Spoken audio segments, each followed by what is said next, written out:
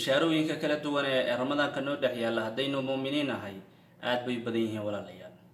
ramadaankaas ku soo koob 3 baa rasuulka ilaahay yiri calayhi salaatu wasalaam sallallahu alayhi wasallam. bishaarooyinkani ayaa nabi maxamed ku sheegay sallallahu alayhi wasallam saad xamaasad u dareentid, saad u dhiiratid, saad u samaysid wax wanaagsan, saad afkaada iyo adinkaada u dhowrtid, saad u noqotid qof toosan oo amarka ilaahay ka shidaal qaadanaya. khayr iska niyadu maaha wax weyn oo culays ah dhabarka saaranaysid.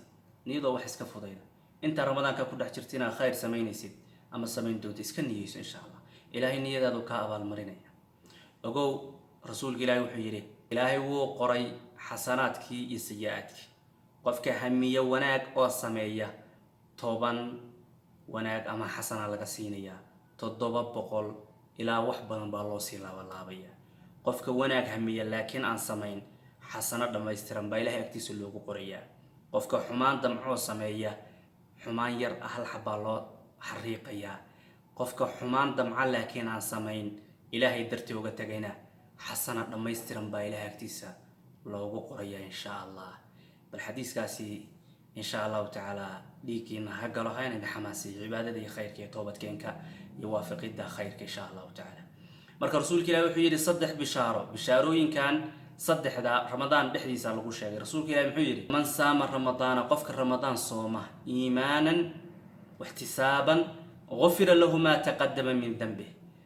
iimaanan bal yiri rumaysan waajibkan Allah inuu saaray, rumaysan in Allah arrinkan ka abaal marinayo, rumaysan toobadkeen iimaanan wa ihtisaaban bal qofka iimaanka iyo yaqiinta dajiye way cibaadadan ilaahay faray.